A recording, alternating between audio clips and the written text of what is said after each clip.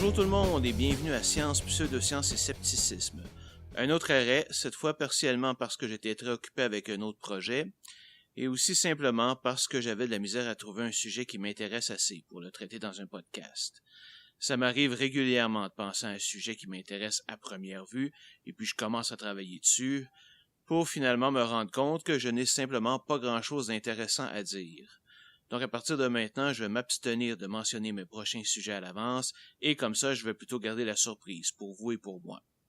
Aussi, je pense que d'essayer de garder un horaire régulier est peine perdue, et finalement, je vais simplement faire un épisode quand ça me tente dès que j'ai trouvé un sujet intéressant. Je me connais, si je me force à faire quelque chose alors que je n'en ai pas vraiment envie, je vais simplement me tanner et arrêter, et ça, je ne veux pas faire ça parce que j'adore faire ce podcast-là. Alors, sujet surprise pour ce 11e épisode, on plonge dans le sujet des théories de la conspiration pour examiner un sujet que je trouve particulièrement intéressant, le déni de l'Holocauste, aussi appelé la négation de la Shoah. Nous allons expliquer ce qu'est l'Holocauste et comment il s'est développé pendant la Deuxième Guerre mondiale. Nous discuterons ensuite du mouvement de déni de l'Holocauste, quand et comment est-il apparu, pourquoi ce mouvement existe et qui en sont les principaux organisateurs. Nous montrerons ensuite quelles sont les preuves montrant que l'Holocauste a bien eu lieu, et finalement, nous nous attaquerons aux arguments des négationnistes.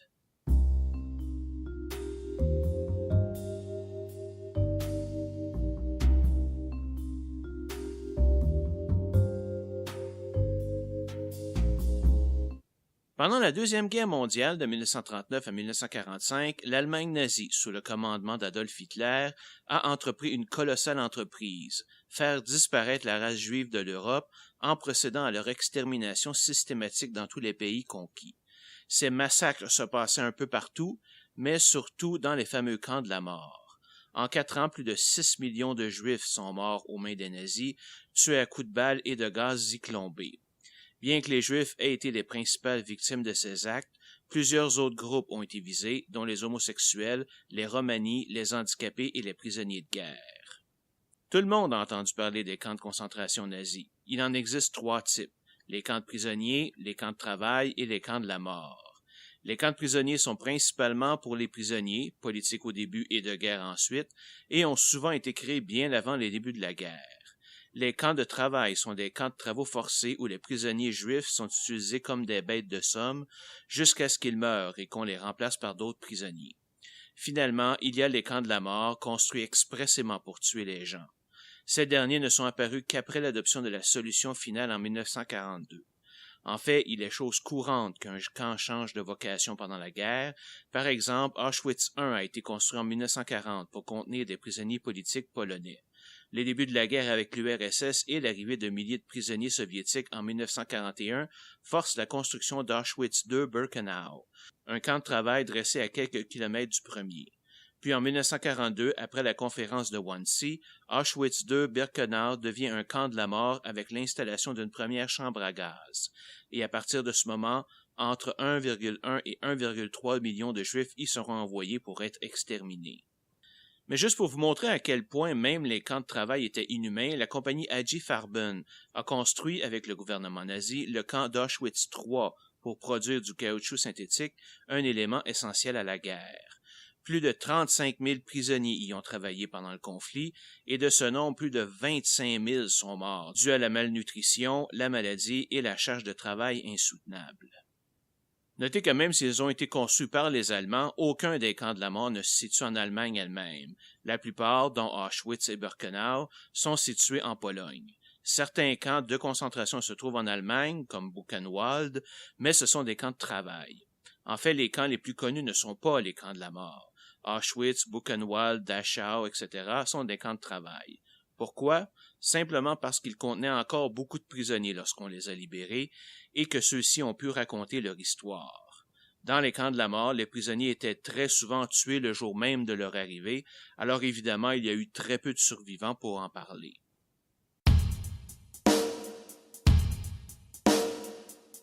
La première grande question à se poser est pourquoi? Pourquoi vouloir se débarrasser du peuple juif? Premièrement, l'antisémitisme est courant en Europe chrétienne à ce moment-là, car les Juifs sont toujours accusés d'avoir tué le Christ. Ensuite, suivant la défaite de l'Allemagne pendant la Grande Guerre de 1914-1918, plusieurs officiers de l'armée, dont Hitler, sont convaincus que le gouvernement allemand a trahi son peuple en capitulant, et ce sous l'influence des Juifs, alors que la guerre n'était pas encore perdue.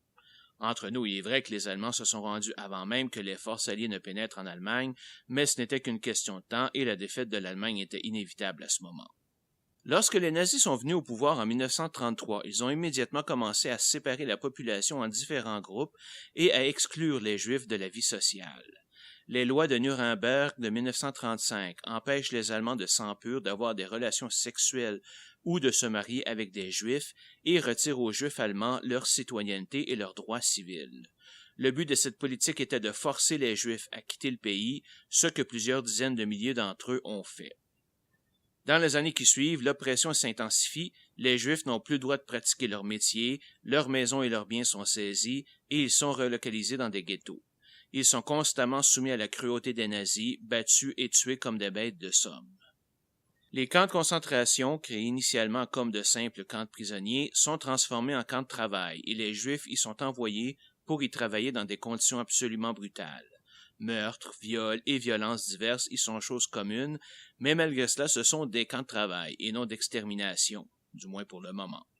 Les Juifs envoyés viennent non seulement de l'Allemagne, mais aussi des autres pays européens conquis, dont la France, la Belgique, les Pays-Bas, la Norvège, la Yougoslavie et la Roumanie. Des massacres sont également perpétrés dans les territoires occupés. Par exemple, après avoir capturé Kiev, les SS ont emmené plus de 33 000 Juifs à l'extérieur de la ville pour les exécuter. Mais hélas, tout cela n'est qu'un prélude à ce qui viendra par la suite. Le 20 janvier 1942, Reinhard Heydrich, chef de la police du Troisième Reich, organise la conférence de Wannsee pour trouver une solution finale à la question juive. Cependant, il donne l'ordre que les comptes rendus utilisent des euphémismes, c'est-à-dire des expressions neutres, pour cacher le vrai sens des discussions. Il ne voulait pas laisser de traces quant à l'intention des nazis d'exterminer les Juifs. Ainsi, on y mentionne le remplacement de la politique d'immigration par une de déportation des Juifs vers l'Est, en attendant de pouvoir implémenter une solution finale et définitive au problème des 11 millions de Juifs en Europe. Cette solution finale n'est pas expliquée et ne le sera jamais par les nazis, un élément essentiel des dénigreurs de l'Holocauste. Mais selon les témoignages des prisonniers allemands lors du procès de Nuremberg, Heydrich a été très clair qu'il s'agit de l'annihilation des Juifs par une combinaison de travail forcé et de massacres. À partir de ce moment, les camps de concentration sont transformés en camps de la mort, avec l'installation de chambres à gaz aux Zyklon B pour tuer la majorité des arrivants par train. Les corps étaient ensuite jetés dans des fosses communes et couverts de chaux. À la fin de 1943, il semble clair aux autorités allemandes que la guerre ne peut être gagnée et plusieurs actions sont prises pour détruire les preuves de l'existence des camps de la mort. Des corps sont exhumés puis incinérés, plusieurs registres détruits, et certains camps sont même démantelés, surtout ceux en Pologne, qui sont les plus près de la frontière russe. Mais les exterminations se poursuivent et cette fois, les corps sont immédiatement brûlés. Finalement, en 1945, la plus grande guerre de l'humanité se termine avec la capitulation de l'Allemagne, bien que le Japon ne se rendra que quelques mois plus tard, après l'utilisation de la bombe atomique à Hiroshima et Nagasaki. Les camps sont libérés par les Russes, les Américains et les Britanniques. Ces soldats n'avaient aucune idée de ce qu'ils allaient y découvrir. Dans les mois et années qui vont suivre, plusieurs nazis seront arrêtés et condamnés au procès de Nuremberg. La fameuse défense, comme quoi on ne faisait que suivre les ordres, est utilisée par les défenseurs, mais rejetée par les tribunaux, car les gardes auraient pu refuser d'aller travailler dans les camps ou de participer au massacre. Plusieurs seront condamnés à mort. Cet épisode se terminera finalement en 1961 avec l'arrestation d'Adolf Eichmann en Argentine, le dernier nazi d'importance qui sera rapatrié en Israël, jugé et condamné à mort. En passant, si vous vous demandez pourquoi vous n'avez pas entendu parler de procès pour les nazis haut placés, c'est parce qu'ils se sont tous suicidés. Hitler, Himmler, Göring, Goebbels, Bormann et plusieurs autres. En tout, plus de 69 membres éminents du parti nazi se sont donné la mort après la fin de la guerre. Et non, la tête d'Hitler n'est pas dans un bocal en Argentine, préparant patiemment sa revanche.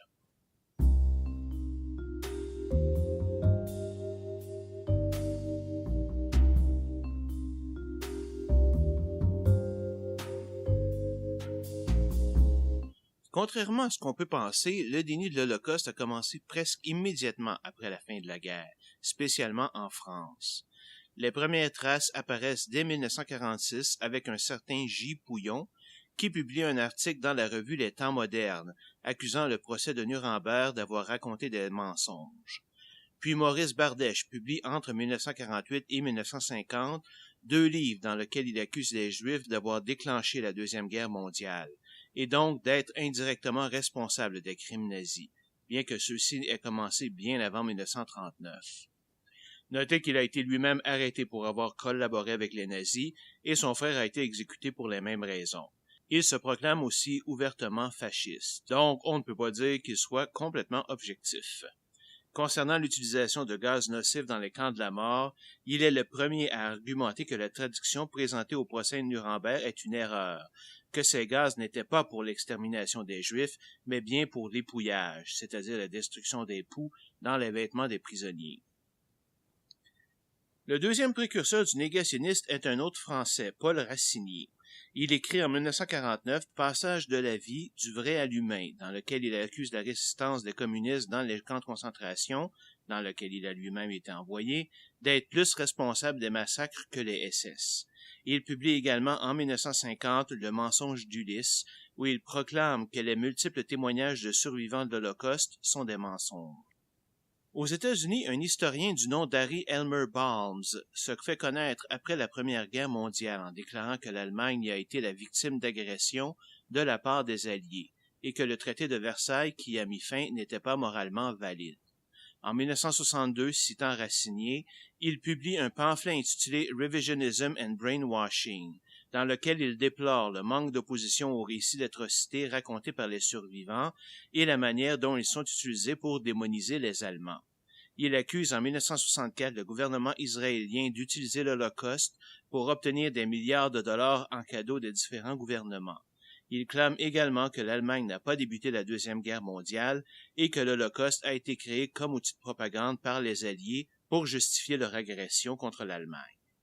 En 1961, David Hogan, un Américain et élève de Balmes, publie en République fédérale allemande un ouvrage intitulé « The Forced War », la guerre forcée, dans lequel il déclare que l'Allemagne a été la victime d'un complot anglo-polonais pour provoquer le début de la guerre. Quand on sait à quel point la Pologne était prête au combat, c'est-à-dire pas du tout, on peut se demander où il a pris cette idée. Il déclare également que les effets des mesures antisémites avant la guerre sont soit exagérés, soit carrément justifiés. En 1969, il sort un autre livre, The Myth of the 6 Millions, dans lequel il dénie ouvertement l'existence de l'Holocauste. Le premier négationniste américain avec une certaine réputation est Austin App, un professeur de littérature médiévale anglaise à l'université La Salle. Après avoir défendu à plusieurs reprises les actions allemandes pendant la Deuxième Guerre mondiale, il publie plusieurs articles, lettres et livres sur le déni de l'Holocauste. Un autre professeur négationniste est Arthur Butz, professeur de génie électrique à la Northwestern University en Illinois, qui a publié en 1976 un livre intitulé The Hoax of the 20th Century, The Case Against the Presumed Extermination of European Jewry, le canular du 20e siècle, le cas contre la présumée extermination du peuple juif en Europe. Henry Bienen, ancien président de Northwestern University, a décrit les vues de Butz comme un embarrassement pour Northwestern. En 2006, 60 de ses collègues du département de génie électrique et d'informatique ont écrit une lettre décrivant les vues de Butz comme un affront à notre humanité et nos standards en tant qu'académiques.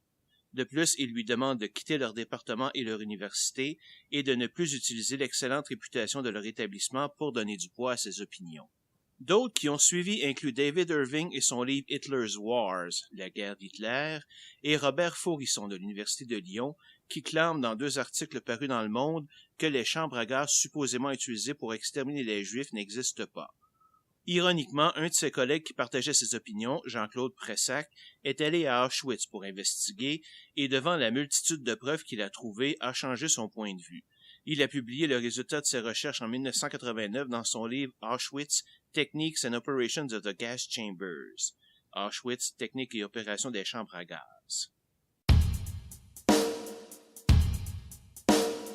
En 1978 est créé l'Institute for Historical Review, IHR, une organisation dont le rôle, inspiré par le travail de Austin App, est de remettre en question l'histoire officielle de l'Holocauste. Ses fondateurs, David McCalden et Willis Carlo, ont des liens avec plusieurs groupes d'extrême droite et antisémites.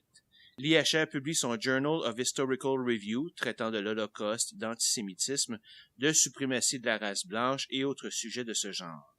Plusieurs négationnistes vont y publier des textes, dont David Irving, Robert Faurisson, Ernst Zundel et Fred Leuchter, dont nous parlerons plus loin, Arthur Butz, Bradley Smith et bien d'autres.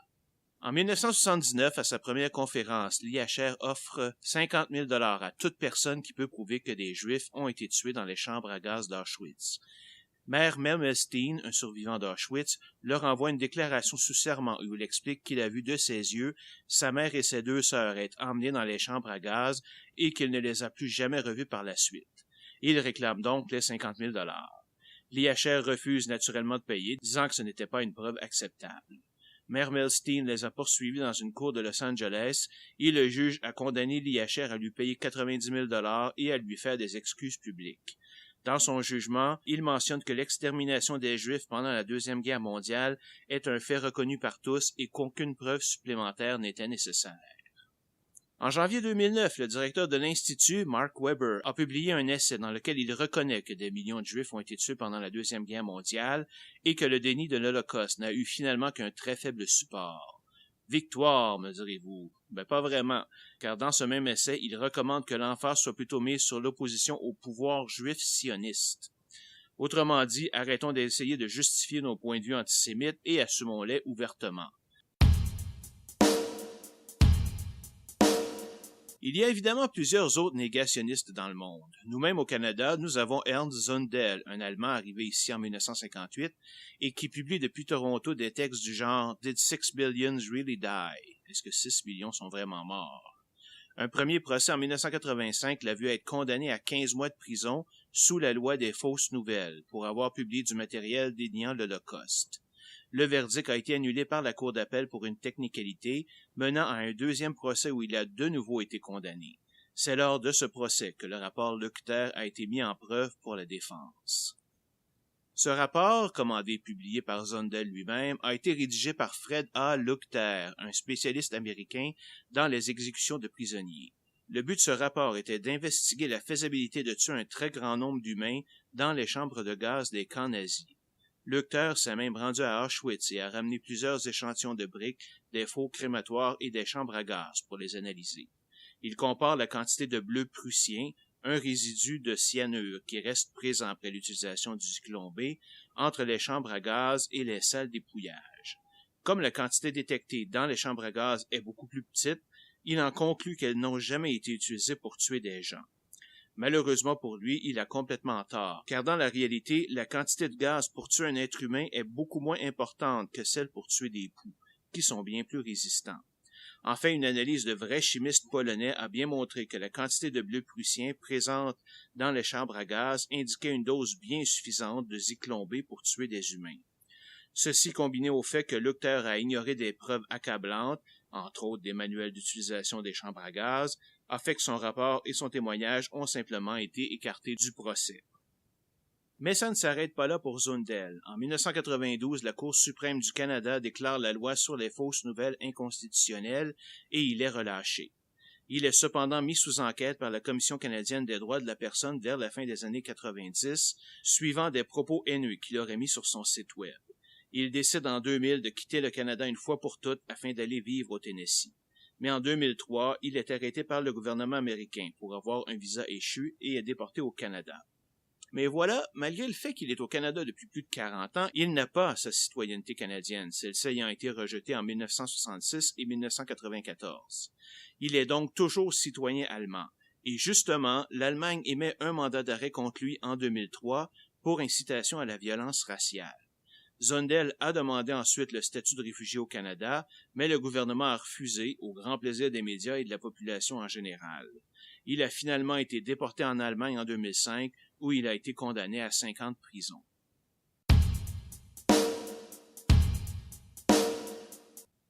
Une question tout à fait légitime que vous pouvez vous poser, c'est pourquoi dénier l'Holocauste? Qu'est-ce qui fait qu'une personne peut être si engagée à nier un fait accepté par tous qu'elle en ignore toutes les preuves? Qu'est-ce qu'ils peuvent bien y gagner? Et quelle tactique utilisent-ils? C'est ce que nous allons voir dans cette section. Si on veut être précis, il y a 3 grands types de négationnistes. Premièrement, les adeptes de la vérité, ou truthers, ceux qui disent que les preuves de l'Holocauste ont été fabriquées de toutes pièces, soit par les Alliés pour justifier leur agression contre les Allemands, soit par les Juifs pour obtenir la sympathie de la planète, obtenir leur propre pays et encourager les Juifs au large à venir s'installer en Israël. Ces personnes disent que les soi-disant survivants des camps de la mort sont soit des fous, soit des menteurs ou soit des complices de plein gré. Deuxièmement, les négationnistes eux-mêmes qui disent que l'Holocauste n'est simplement jamais arrivé. Ils utilisent des arguments tels que la solution finale n'était pas un génocide, mais bien simplement l'expulsion des Juifs de l'Allemagne.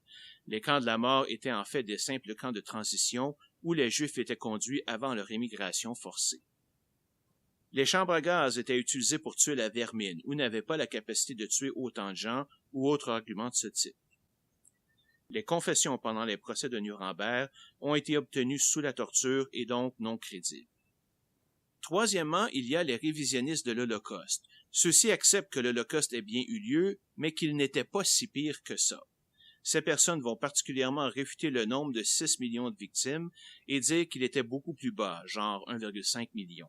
Certains vont dire que les Alliés ont commis des massacres de civils équivalents avec le bombardement de Dresden en février 1945, qui a, soit dit en passant, fait de 22 000 à 25 000 morts, et non pas les 350 000 morts que certains prétendent. Un autre argument complètement stupide, que Staline a tué plus de personnes pendant les famines en Ukraine de 1932 et 1933. Vrai ou non, qu'est-ce que ça change?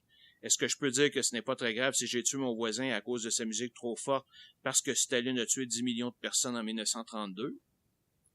Notez que je ne donne cette distinction que pour référence et qu'au bout du compte, ce sont tous des négationnistes de l'Holocauste. Les arguments que nous donnerons plus bas s'appliquent à tous ces groupes. Mais on peut se demander qui sont ces personnes qui nient l'Holocauste et pourquoi. Qu'est-ce qu'elles ont à gagner? Je ne surprendrai personne en disant que les motifs sont purement irrationnels et sont presque toujours basés sur la haine. Il y a pour commencer ceux qui prêchent la suprématie de la race blanche, comme les néo-nazis, le Front national et autres groupes d'extrême droite. Ernst Zundel en est un, tout comme David Duke, le leader du Ku Klux Klan. Leur objectif est que le nazisme redevienne une option politique acceptable, ou simplement ils veulent expulser tous les étrangers de leur pays. Les activistes pro-palestiniens qui sont contre l'existence même d'Israël, en particulier Mahmoud Ahmadinejad, l'ancien président d'Iran. Ils voient l'Holocauste comme un des arguments justifiant l'existence d'un État juif et sont donc évidemment sûrs qu'il a été soit inventé, soit exagéré et utilisé par les Juifs pour atteindre leur. Il y a bien sûr les simples antisémites qui haïssent les Juifs parce qu'ils sont Juifs et qu'on en retrouve à peu près dans tous les pays, parce qu'ils sont supposément riches et parce qu'ils ont tué Jésus. Et il y a évidemment nos chers crackpots préférés, les conspirationnistes, qu'ils soutiennent simplement parce que les gouvernements disent qu'il a eu lieu et les gouvernements mentent tout le temps. Ou parce que c'est cool d'être les seuls à connaître la vérité. Racinier et Barnes, que nous avons mentionnés plus haut, font partie de ce groupe. De plus, une des théories de conspiration les plus connues et datant d'au moins les protocoles des sages de Sion, publiés en 1901, suggère que les banquiers juifs contrôlent tout le domaine de la haute finance et le monde en général. Pour eux, l'Holocauste ne peut avoir eu lieu, car évidemment, en tant que responsables de la Deuxième Guerre mondiale, les Juifs n'auraient pas laissé tuer 6 millions de leurs compatriotes. Quoique. Non. Ils l'ont plutôt fabriqué de toutes pièces pour obtenir plein de concessions des autres pays de la Terre et ainsi consolider leur contrôle. Mais ne vous imaginez pas que les arguments apportés par un tel groupe de personnes soient pensés, réfléchis et sensés. Vous allez être déçus, car tous les arguments pensés, réfléchis et sensés montrent que l'Holocauste est réel. En fait, vous y trouverez les mêmes techniques utilisées par tous les conspirationnistes, ceux contre la vaccination et autres gens hyper crédules. La première méthode est celle de mentir. Et oui, la plus vieille méthode au monde. Elle peut être de façon délibérée ou par ignorance, c'est-à-dire qu'on cite des faits qu'on a lus quelque part pensant qu'ils sont vrais. Par exemple, les révisionnistes clament que l'estimation du nombre de personnes tuées à Auschwitz est passée de 4 millions à 1,5 million en 1995, ce qui diminuerait donc le nombre de morts total de 6 à 3,5 millions. Juste là. Or, personne n'a jamais fait cette estimation de 4 millions de morts à Auschwitz. C'est une pure fabrication. elles ont toujours été entre 1 et 1,5 million. Les 4 millions référaient au nombre total de prisonniers qui y sont passés. D'ailleurs, Rudolf Höss, le commandant d'Auschwitz, a lui-même cité en 1946 le nombre de 1,13 million de victimes. Les négationnistes vont aussi dire qu'il n'y a aucune preuve qu'Hitler ait ordonné le massacre des Juifs. Sauf que nous avons quelques exemples où ces officiers ont oublié d'utiliser des euphémismes, comme dans un rapport d'Himmler à Hitler, où il annonce l'assassinat de plus de 350 000 Juifs. Höss a même déclaré que, selon Himmler, Auschwitz était destiné à devenir le plus grand camp d'extermination de toute l'histoire de l'humanité.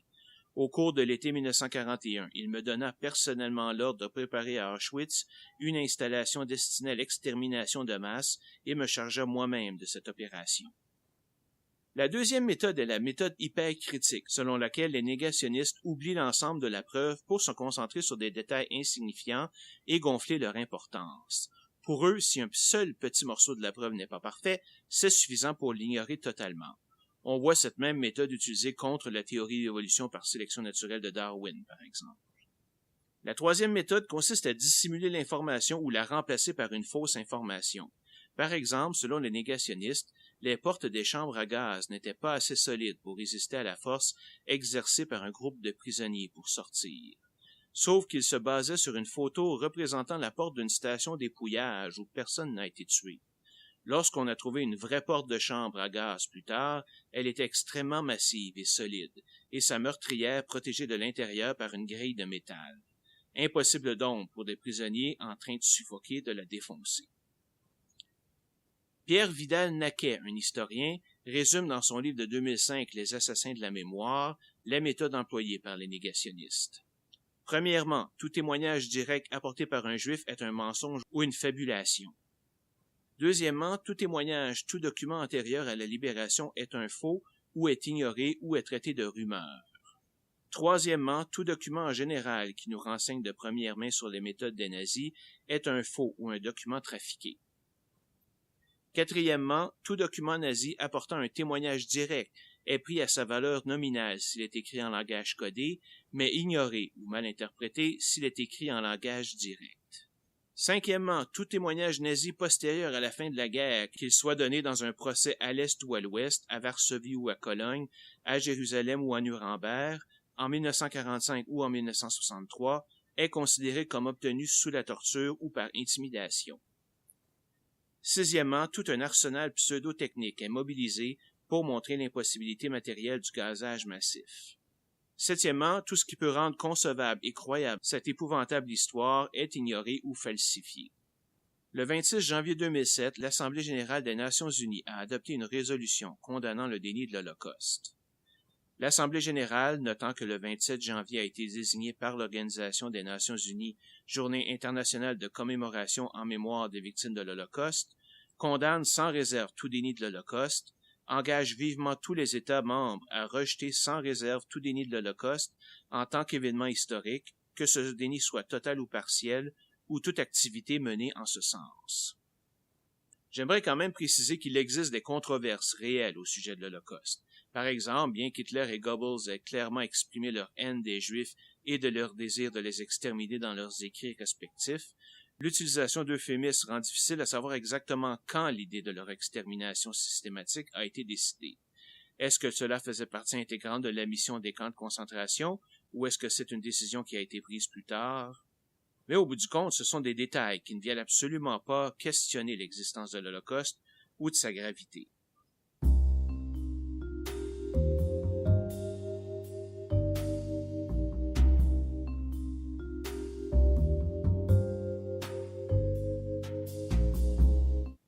Passons maintenant à la présentation des multiples preuves montrant l'existence de l'Holocauste.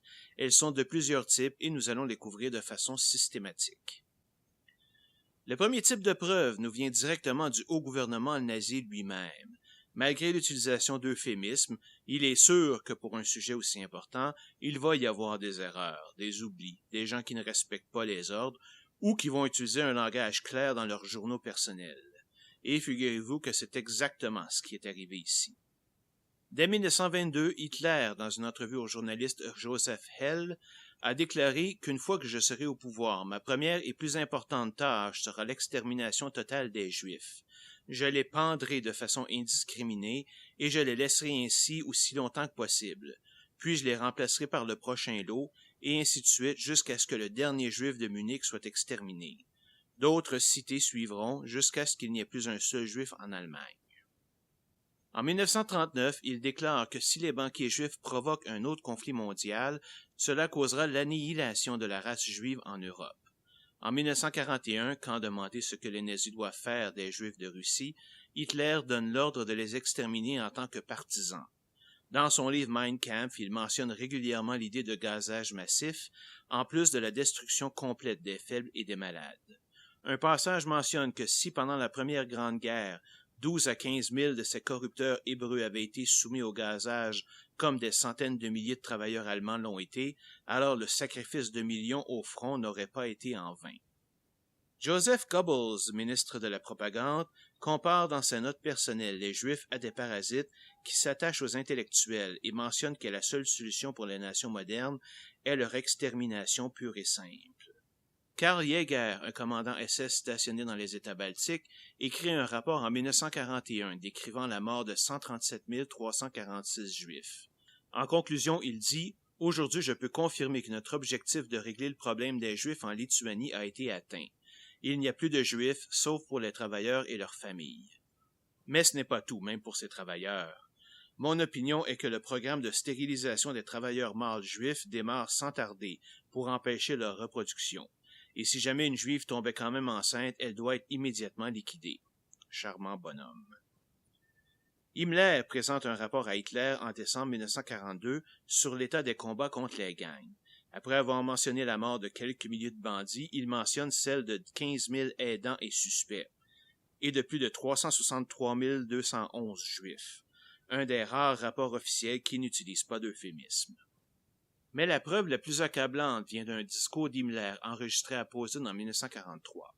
Dans ce discours où il dénonce l'idée que certains juifs peuvent être considérés comme des bons juifs, que tous doivent être traités de façon égale et qu'il est absolument interdit de s'emparer de leurs possessions sous peine d'être infectés par leurs traits répugnants, plusieurs passages mentionnent directement l'existence d'un plan pour les exterminer. Je veux parler d'un sujet très difficile devant vous de façon ouverte.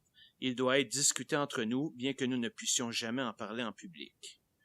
Tout comme nous n'avons pas hésité le 30 juin à exécuter nos ordres et mis nos camarades qui ont échoué contre le mur pour les fusiller.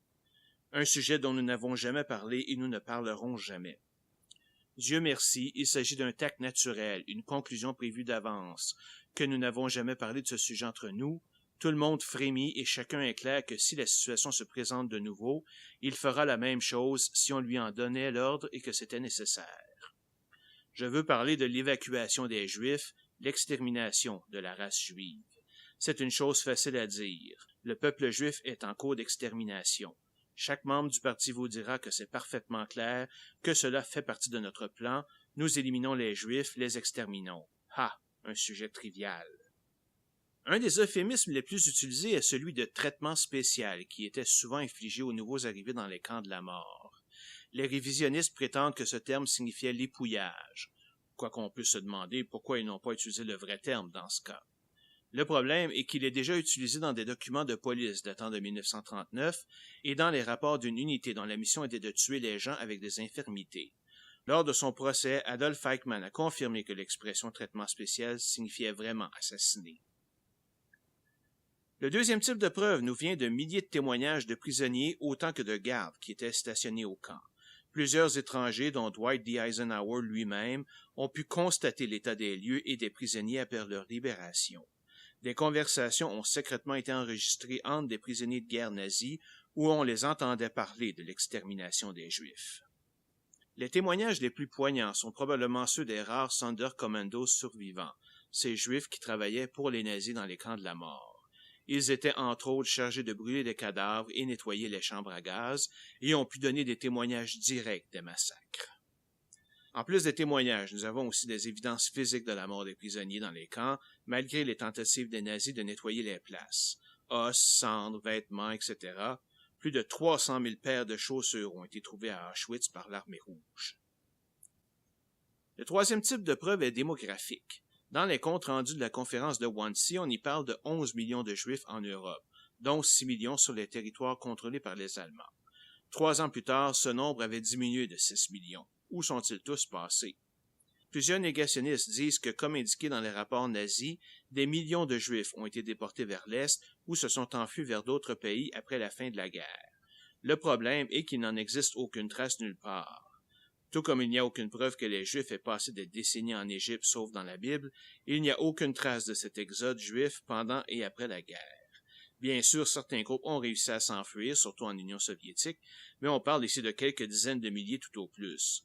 De plus, les États-Unis dans ce temps-là avaient une politique d'immigration très restreinte et n'avaient aucun intérêt à recevoir des réfugiés juifs.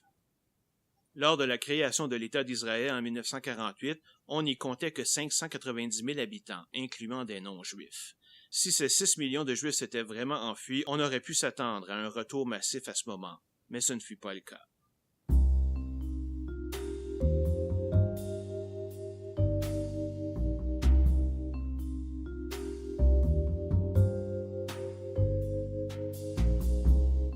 Maintenant que nous avons vu quelles sont les preuves de l'Holocauste, examinons un peu les arguments avancés par les négationnistes. Comme vous pourrez le constater, ils ignorent totalement toutes les preuves de multiples sources pour s'attarder presque toujours sur des petits détails techniques sans grande importance. Le premier exemple dont nous avons déjà parlé est le problème des chambres à gaz. Manque de bleu prussien dans les chambres, le cyanure d'hydrogène sous forme de zyklon B qui ne peut être utilisé pour tuer, ce même cyanure qui est trop volatile, les chambres qui sont trop difficiles à aérer, etc. Tous ces points montrent simplement l'ignorance scientifique de ceux qui les clament, un peu comme les imbéciles qui prétendent qu'un 737 qui s'écrase à toute vitesse dans le World Trade Center ne peut causer l'écroulement de l'édifice. En fait, des enquêtes médico-légales ont montré que tous ces points sont faux. Nous avons parlé de la quantité de zyklon B nécessaire pour tuer un être humain, qui est environ 50 fois moins élevée que pour tuer les poux. Il est aussi vrai que le cyanure d'hydrogène peut être volatile et exploser, ce qui va à l'encontre de l'idée de soldats fumant dans ces chambres. Mais il faut savoir que la concentration de zyklon B nécessaire pour provoquer une explosion est de 56 000 parties par million, alors qu'une quantité d'à peine 300 parties par million est suffisante pour tuer quelqu'un. Alors si un soldat est capable d'être dans une place et de fumer, il n'y a aucun risque de provoquer une explosion. Un deuxième exemple porte sur les fours crématoires. Certains disent que la quantité de carburant, en particulier de charbon, pour faire la crémation de tant de corps serait beaucoup trop grande.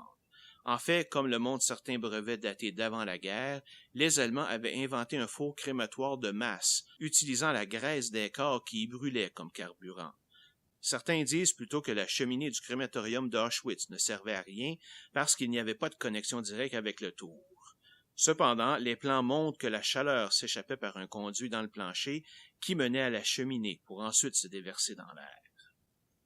Je disais un peu plus haut que pour les négationnistes, si la preuve n'est pas parfaite, elle n'existe pas. Et ils ont beau jeu là-dessus, car il y a effectivement des mensonges qui ont été dits sur l'Holocauste. Entre autres, l'utilisation de la graisse des exécutés pour faire du savon. Sauf que cela n'a jamais été considéré vrai par les historiens. Il est vrai que des traces d'expérimentation ont été trouvées, mais rien n'indique qu'elles se soient répandues. Et bon, oui, c'est assez morbide, là, mais avec les conditions de vie dans les camps, les prisonniers n'avaient certainement pas assez de graisse sur le corps pour que ça en vaille la peine. Ce mensonge a été utilisé par les négationnistes pour clamer que le témoignage était faux, tout en évitant évidemment de regarder les milliers d'autres preuves. Une autre tactique révoltante consiste à comparer l'Holocauste à d'autres actes supposément semblables, comme le bombardement de Dresden ou les 2 bombes atomiques d'Hiroshima et Nagasaki. Mais Dresden a fait environ 25 000 morts, et les 2 bombes combinées environ 200 000. On est loin, très loin des 6 millions de victimes de l'Holocauste. Mais même si on ignorait les chiffres, il y a encore plusieurs différences. Les bombardements alliés et l'existence de leurs camps de prisonniers n'ont jamais été reniés. Il est vrai qu'aucun allié n'a été condamné pour crimes de guerre. Par contre, aucun nazi n'a été condamné que pour des crimes de guerre. Il y avait toujours des actes plus précis qui les accompagnaient. Les camps de détention pour les Japonais nord-américains ont vraiment existé et sont une honte, oui, et Georges Takei est là pour nous le rappeler. Cependant, la comparaison s'arrête là. Il n'y a eu aucune extermination de masse de Japonais dans ces camps, il n'y a pas eu de famine, il n'y a pas eu d'épidémie ou de travaux forcés. De plus, ils n'ont pas perdu leur citoyenneté, même s'ils ont eu des problèmes à récupérer leur maison par la suite. L'IHR compare les lois de Nuremberg contre les Juifs avec les lois de Jim Crow pour la ségrégation aux États-Unis. Encore ici, je ne vois pas le rapport. Une mauvaise action d'un pays ne justifie pas une mauvaise action d'un autre. Et autant que les lois de Jim Crow soient répugnantes, elles n'ont encore rien de commun avec le barbarisme de l'Holocauste. D'autres comparaisons ont été faites avec le traitement des prisonniers par les Soviétiques et par les morts causées par les forces armées d'Israël. Mais encore là, je ne comprends pas le but de la manœuvre. Que veulent-ils faire? Justifier l'Holocauste? À l'inverse, je dirais que d'accord ou pas avec les actions d'Israël envers les Palestiniens, et je ne le suis vraiment pas, je peux au moins comprendre leur motivation pour réagir de façon si décisive à la moindre provocation à cause de l'Holocauste. Ils n'acceptent pas les menaces de leur destruction par les autres nations. Finalement, la dernière tactique qui vaut la peine d'être mentionnée est celle de l'agendat juif, c'est-à-dire que les Juifs sont soit responsables de la guerre ou ont répandu l'idée de l'Holocauste pour en profiter. Par exemple, les négationnistes citent un article du London Daily Press de 1933 annonçant que la Judée déclare la guerre à l'Allemagne, alors qu'il s'agissait d'un simple boycott des produits allemands et non d'une guerre armée. D'autres vont dénigrer ce qu'ils appellent l'industrie de l'Holocauste, qui serait utilisée par Israël pour obtenir la création de leur État, des compensations financières et des faveurs auprès des pays de l'Ouest. Mais peu importe s'il y en a qui en profitent ou non, ça n'enlève rien à l'existence de l'Holocauste lui-même et à sa brutalité.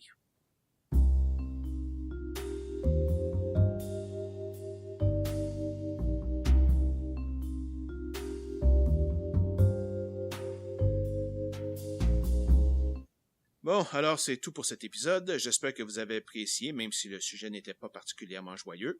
Il ne me reste plus qu'à vous souhaiter une bonne journée et à la prochaine.